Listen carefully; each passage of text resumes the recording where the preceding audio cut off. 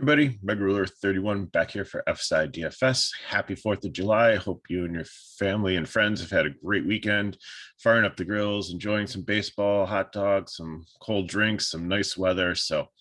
And thank you for all of you in the military or former military who have served to help keep our independence all these years. So really appreciate that. So this is our 299th video for MLB. So 300th one's coming up soon, probably be on Wednesday. So tomorrow I actually have some exciting news. An old friend in DFS of mine, Pete Cole, and I are going to collaborate on a video. Pete and I used to work at FSi together, and then he moved on to another company, and we're going to just kind of merge our companies on his channel. And so check us out. I'll put the link in the video here, and I'll probably do some kind of like video with just like the sheet or something tomorrow. The breakdown will be that show that we're doing. It's going to be live on YouTube at 10 a.m. and then you'll be able to catch the replay anytime during the day. So super excited about that. It's really cool working with other people in the industry who's, doing the same things, grinding out every single day, trying to find the plays for you to help you out. So I always appreciate you watching, and let's get into it. So here's what I'm going to do today. There's a couple mini slates during the afternoon. So I know it's a day that a lot of people have off and they like playing a lot of DFS. So I'm going to cover the very early, which is a 3-game slate. I'm going to cover the early, which is only 2-game slate around 4 o'clock. And then I'm going to cover the main. Of course, FanDuel and DK cannot agree on well, they have the same number of games, but here's the thing. FanDuel's going to start at 6:10 tonight because they're including the Arizona and the San Francisco game. DK is not including a game. They're going to start at 6:40, but they're including the second half of the Cleveland-Detroit doubleheader. So same amount of games, just different start times. So be aware for that. So here's what you can do. Pause the video. If it's already past the 1 o'clock or the 4:05 start time, and look down in the comments, and down there I will post the start time in the video where I start talking about the main slate. So you can just fast forward to that point and then you're all set and you can just join for the main slate if the early slates have already passed. But I thought, being a special day, a holiday, and people might want to play a little bit more baseball, I'm not going to go through like full breakdowns of each one, but I'm going to look at a couple lineups for you, and let's try to have some fun with these slates. So 3-gamer starting here for the 105 start. Don't see any weather concerns here. Texas and Baltimore, decent total there, 8.5. Dane Dunning, Kramer. I think either one of these are going to be your SP2. Dunning has probably the better pitcher, but is not in great form recently. Kramer, on the other hand, has been. So I think I'm going to lean him. Cleveland and Detroit, Plesac is obviously any right-hander against the Detroit lineup, especially on a day where it's a doubleheader and you've got some guys in the lineup that aren't normally in the lineup, especially here for Detroit. Or I think, Plesac is by far going to be your SP1 at 6.3. That's what a steal that is here. And then we have a pretty good matchup here with Tampa Bay and the Boston Red Sox at 9.5 total. You have 2 openers and 2 long relievers, so I'm not even going to touch the pitching situation in that one. And the bats are definitely where you want to go. So like I said, take Plesac for DK, and then you need to decide, are you going to take Dunning or Kramer? I said I'm leaning Kramer here. So you can either pay up a catcher and take Vasquez, who's batting 4th, or you can pay down and take the Tampa Bay guy who has is switch hitter, and he's only 2,700. So decide on catcher. I think I really like Paredes at first base. You can also go Choi here. So I think what I'm leaning is more Tampa Bay bats and cash, and then filling it with some Boston guys and taking more Boston guys in the GPP lineup and filling in with more Tampa Bay guys. So, and the other thing too is you have the different splits. So I really like the Tampa Bay righties, but I threw in some of the Boston righties who will probably be better on in the game with a story of JD Martinez. Whereas in the GPP one, if you want to get an early start, the starting pitcher Beeks is really bad against lefties. So for cash, like I said, I'm looking at Paredes. So if you want to go Choi, that's fine too there. Story, if you want to take a one off of Ram from Detroit, that's fine. Or Diaz if you can't pay up for him. Franco, Ramirez, JD Martinez, and then figure out who else you want to put in your stack. You might need to put a punt in there if you're paying up too much. I think there's enough salary to be able to get another probably right-handed bat or Tampa Bay guy or a cheap Boston guy or whoever fits there for you there. On GPP side, like I said, I'm Mejia at catcher, saves me some money there. Choi, I think he's a little bit cheaper than Paredes. Yeah, so you save $1,000 there. So then you can get some of these big left-handed bats in there for Devers, Duran, Verdugo, and then you can fill in with whoever you want to. If you want to put some Cleveland bats in there against Detroit, that works too. If you want to do some of the like Baltimore and Texas ones, and I'm fine with that also. For FanDuel, take a Pleasic. Again, it's Diaz or Choi. Is your choice there. Devers or J-Rom. You're going to have plenty of salary, I believe, in this one too. So you probably play Devers or J-Rom in the utility spot if you need to. Franco, Duran, JD, or Verdugo, whichever side of the plate you want to take, versus either if you want to target the opener, if you want to target the long reliever. But the bullpen's pretty bad beyond that too. They've been used a lot recently. And then Rom there for outfield. For GPP, I kind of want to go different. I want to take Kramer, so that's going to set me up with the Baltimore bats here. So Mancini or Montcalf. So I'm going to throw Baez in there, second base. I really don't like if I'm stacking like Cleveland and Baltimore together. There's really not somebody that I like in that stack, but Baez has been like really good all season long. So throw him in there as a one-off. Then take Jose Ramirez, Rosario from Cleveland, Mullins in outfield there, Quan or Naylor, or both if it works. And then that's going to leave you probably a ton of money in your utility spot. You don't necessarily have to play Devers, who's the highest priced guy there, or just take whoever you really want, finish off the stack because you do have a one-off. So you can put another Cleveland person there, or you can put another Baltimore there. Remember, we're going for a GPP here, so we're not trying to use up all our money. We're trying to build the best lineup with the most correlation that we think could, if it potentially goes off, can win us a tournament in a very small slate, where you have like 120 max thing where almost all the combinations are going to be possible. Remember, if these people are using computers and optimizers, they're not going to leave like sometimes a ton of money on the table. So in doing that, that's what's going to make you different and help you potentially win. So I know the tab says night, but this is the afternoon slate. So it's like I said, it's only a 2-gamer here. So we have Chicago and the Brewers, and then we have Kansas City and Houston. So Hensley is probably the worst pitcher on the slate, but he did face Houston about a month ago and put up 28 DK points, which is not bad. Odorizzi is coming back from the IL. He did have 2 rehab starts where he went 4 innings in each and had about 10 strikeouts. But how deep is he going to go here? So Houston's got a good bullpen. They're going with a 6-man rotation because they don't want, obviously, Verlander's getting up there in age, and they want to kind of space things out so he's not being overused. So Odorizzi is the 6th starter here. So I don't know how he's going to go. So obviously, it's going to make most sense to take Lauer, probably an Odorizzi. But if you look at Lauer's recent form, it's not really that good recently. Cubs should be a good matchup for him, but he is a lefty. They do have some power righties here. It is in Milwaukee. It's not in Chicago. So like the weather is not as much of a factor here, but Suzuki might be back in the lineup, who is a power hitting, hard hitting right-hander. So even though Lauer and Odorizzi make sense, I think at GPPs, you want to get a little bit creative here, especially on a 2-day slate. And I don't think Steele's that bad of an option. His recent form has been good. So primarily in the cash games, I'm going to go Lauer and Odorizzi. Then you're going to have to decide if you want Caratini or like Maldonado at catcher, or take another one off there. That's fine. But like I said, I'm going to look at to be different. I think everybody's going to go Houston. So I'm going to look at targeting right-handed bats from Milwaukee against the left-handed Steele. So here we're Urias or Broseo if he's in the lineup. For third base, Adames, I think, is a lock, and so is McCutchen.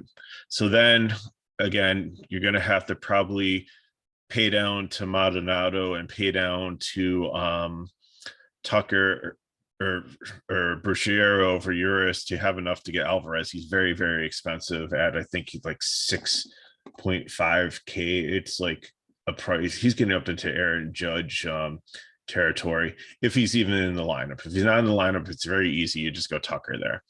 So for finishing off the stack, if you don't go Caratini, Jonathan Davis, former match, he's a righty, used to hit lefty as well. I mean, he's been pretty sporadic, but he hasn't played that much. But I think here in this matchup, you get a nice wraparound stack. Or if Alvarez is not in there and you want to pay down for a Houston outfielder or fill in with another one-off there, then yes, you can play Yelich. I just like Yelich better against righties. I know he's been better recently, but I'm still against left-handed pitching. I'd rather just load up on the righties here.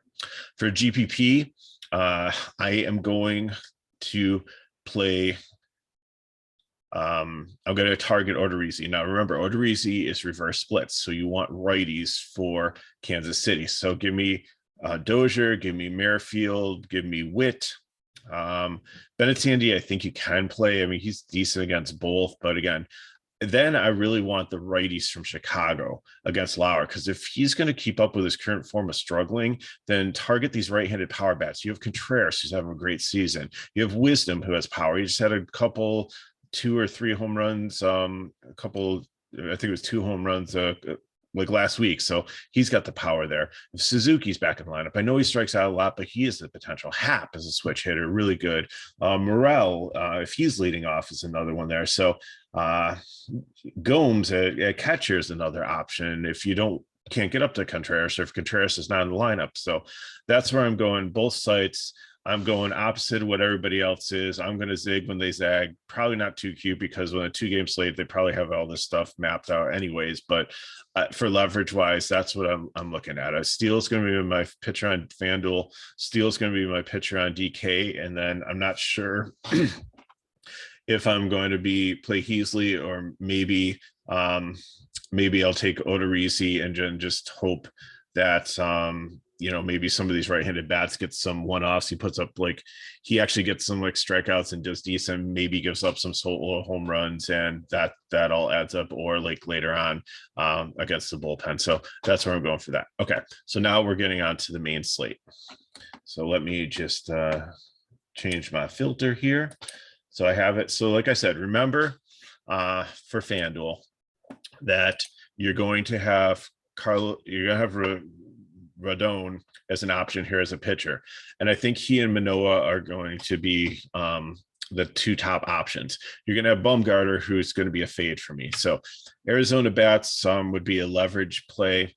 And then San Francisco is probably going to be one of the top stacks that I like here against Bumgarner. But let me break down the rest of the straight for DK. And when we get into the FanDuel build, we'll talk more about that. So unfortunately, there's 3 games that look like there's going to be a little bit of rain. We're only talking about 30%. So it probably might be wet, maybe a delay or something. But I think all the games play, and I think we get all the innings in. So I think that's fine.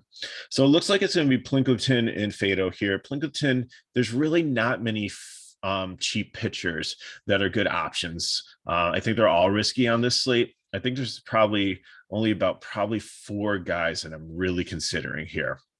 So Plinkleton, I think you can play. I'd rather again have a righty against Detroit, but they have really started to get some lefty bats in here with Green going up and some of the other guys. It's actually, there's quite a few lefties in the early lineup as I look at it here. So we don't know who's going to be playing it at night.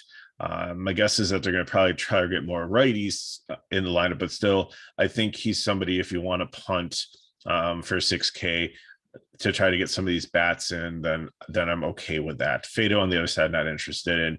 Cleveland, I think makes a good GPP stack. Detroit, just a cheap stack against Plinkleton if you want to try to get some cheap fill-ins against him, because some of the builds are pretty expensive, and you'll see when we go to the building section what I'm talking about there.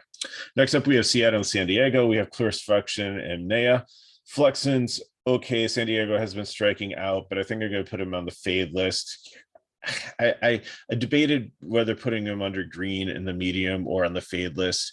So if you're playing 150 contests and you're on this 7-game slate and you're playing that much volume, then I'm okay leaving Flexen in there, because like I said, even though Machado's back in there have been some strikeouts in this San Diego lineup, and they have completely fallen asleep sometimes at the plate and not put up runs, but they do have a decent total today at 4.61. Manaea on the other side, I like, but it's a hard matchup against Seattle because they are kind of getting up there with they're a tier below the Mets and Houston, as in being like a really patient teams and really not striking out much and really not generating much a bunch of outs for them, are walking, they're taking pitches and things like that. Again, we'll have to watch for suspensions, see who's in and out of the lineup. I don't think Winker is back yet, but then again, they might rest him anyways if he was playing, because it'd be lefty matchup there. So they're probably going to put a bunch of righties in here. So obviously Julio Rodriguez makes a great one-off for Seattle. Suarez. So I think Manaea is probably might be my third favorite pitcher today. I know I have him right up there with Manoah in the rankings, but I'm really debating him and Wright, and I'll get to that in a second. So bat wise, San Diego is a GPP, and I think Seattle is the number one leverage stack of the day, because if Manaea picks up ownership and people pair Manaea and Manoah up there as their SP1 and SP2, then I think definitely I really like a Seattle stack. If I think ownership on Manaea is going to be high, give me these righties here, and I think in a GPP they could be a very good smash stack today. You do have the wind blowing out a little bit. It's 71 degrees, so it's a little cooler. It's not like it's 90 you're going to be out there in San Diego.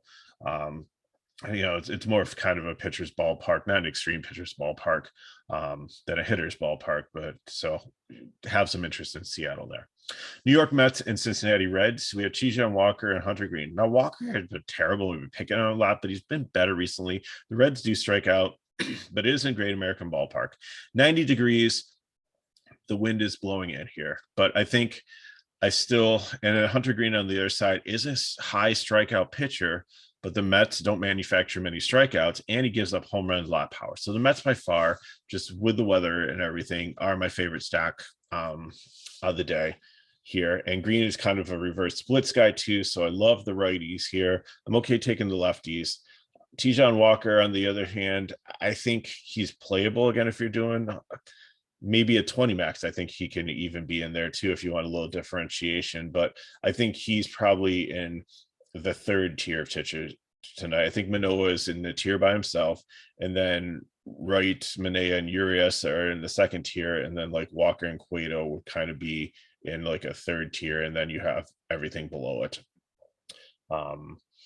Like I said, Green, I think if you want to take a shot at GPP for strikeouts, but I don't think this is the right matchup. If it was against Atlanta or like a more free swinging team, I'd like it much better than against the Mets. So like I said, the Mets bats are top stack here. Cincinnati, I think, make a decent cheap stack with some of the pieces, depending on what the lineup is.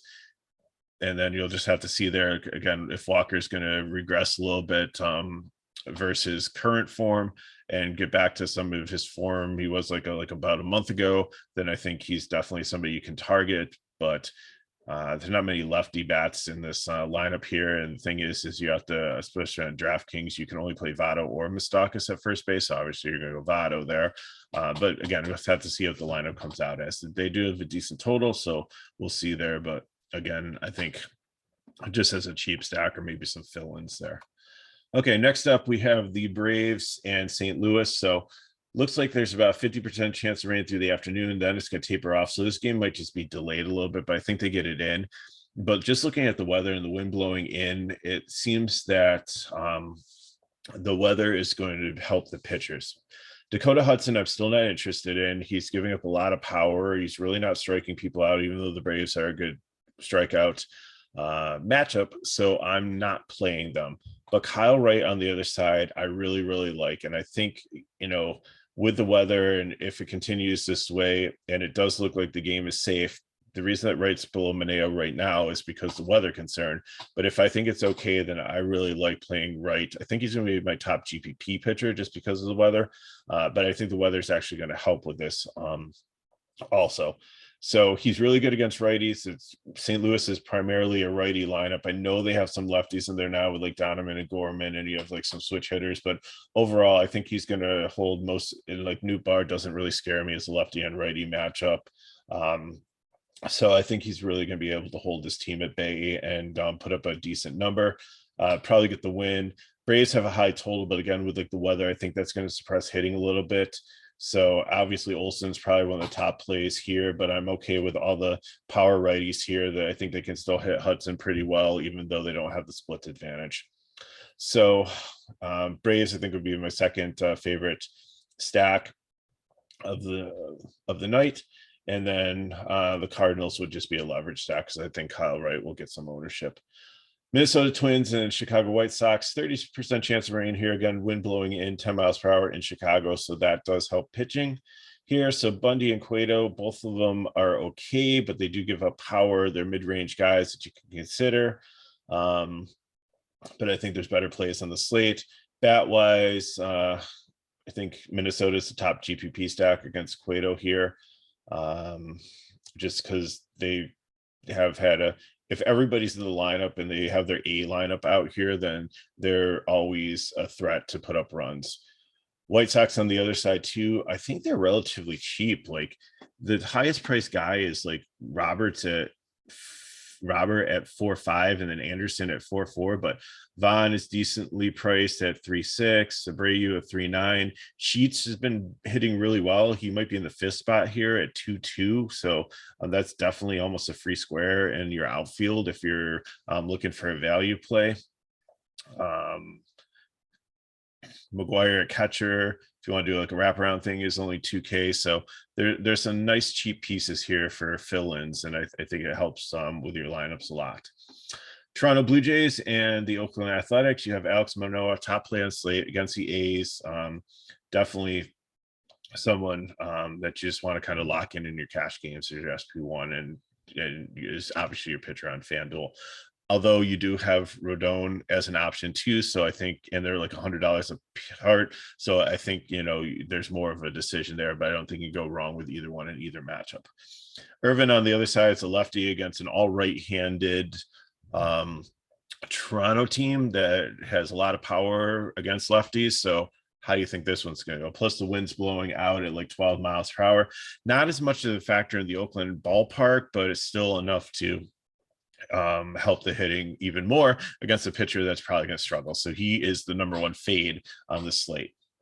Blue Jays, I definitely like them here. I have them down as the fourth stack, but I think, I think I could definitely, I was just looking at the totals when I built that. They only have a 4.65 in Atlanta, and the Dodgers have higher totals, but the hard thing is, like, when we get to lineup build, it's hard to actually stack Toronto with their pricing tonight. So that's why they're down as the 4 stack, but I'll use them as an example and we'll see what we can do with them.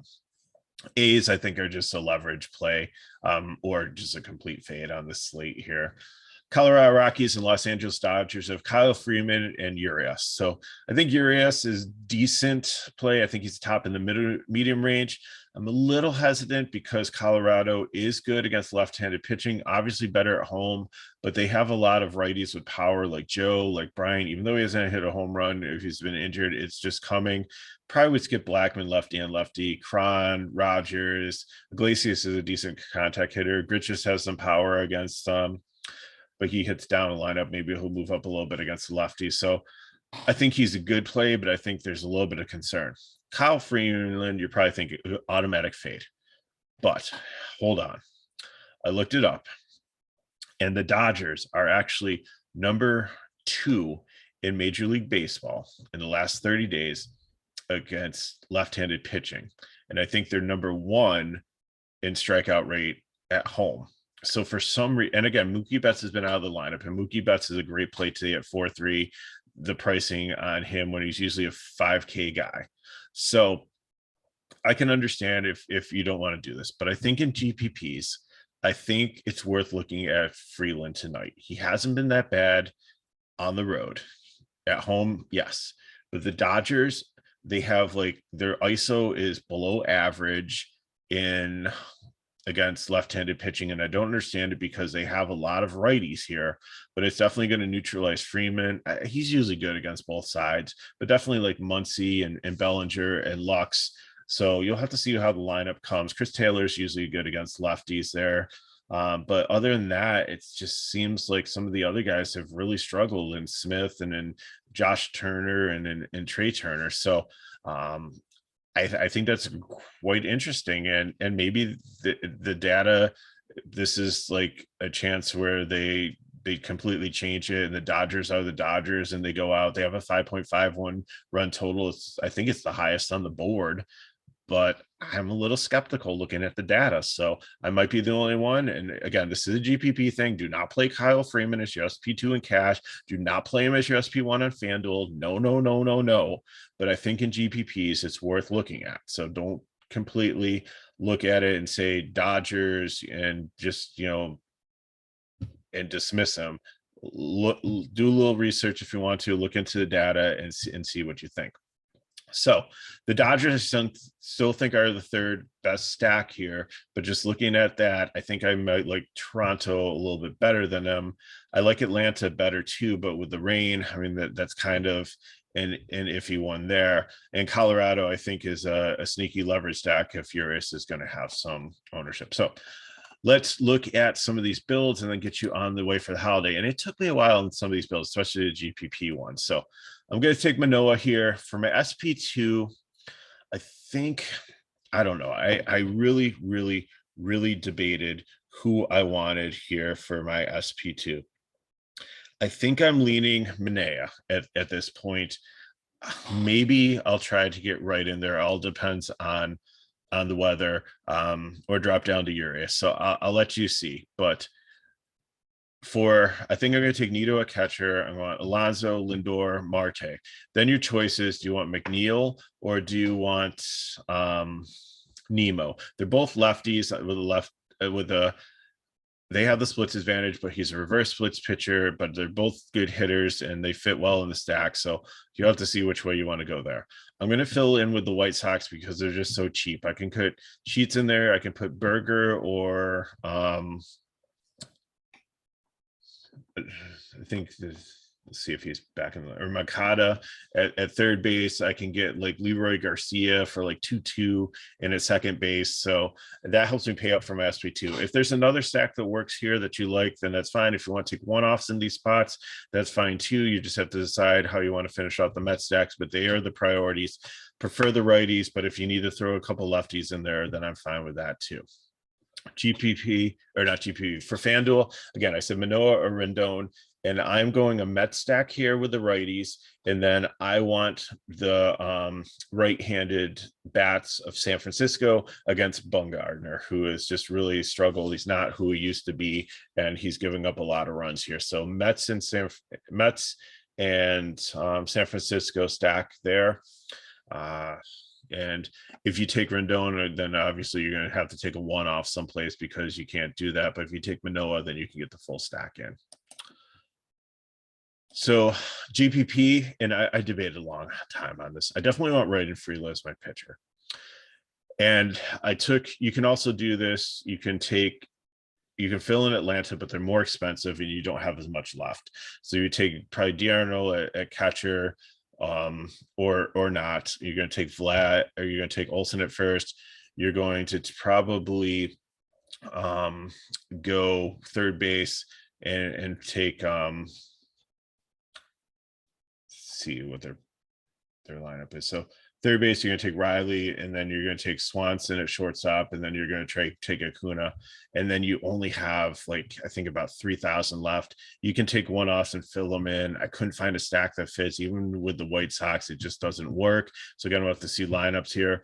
But again, with the weather, I think I really like Toronto better. They've got the wind blowing out there against a pitcher with a split disadvantage, and even though the Braves are against a reverse splits guy, I really kind of like this, but this is a hard one. So Springer's super expensive, but so I did toy around with like maybe playing like a middle of the lineup one here and still taking Vlad and Kirk, but dropping Burchett and Springer to give me some more money, and then taking some of the middle of the order guys, like so maybe take like Gurriel or Chapman or Espinoza or Biggio or something like that. So like playing a Toronto stack, but still playing it down. So it gave me more money for a secondary stack, but I really couldn't find anything that fit the opening positions that like I really, really liked. I literally spent like half an hour trying to figure this out. So I figured, you know what, let's just pay up for all the primary guys in the Toronto stack,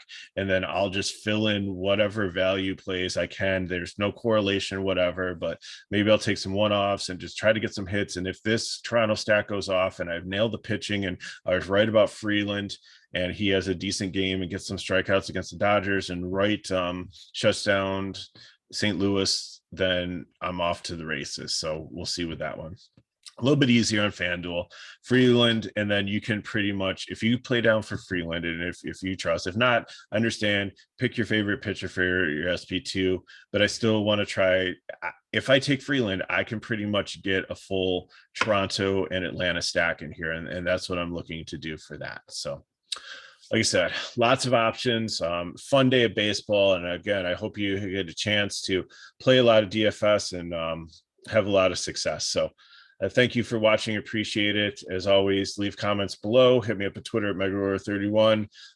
We'll help you try to build some really good lineups today, as always. If you want more information on FSi DFS, go into the detailed information there, and it'll show you how to sign up for our website, get in our Discord. And I keep on saying there's so many free things in our Discord that aren't premium. So just check it out, become part of the community. It's a lot of good things there. So thanks for watching. Have a safe 4th of July. Hope you had a good weekend and can make some money before you return to your regular work week, or maybe you're on vacation this week. So hopefully you enjoy that.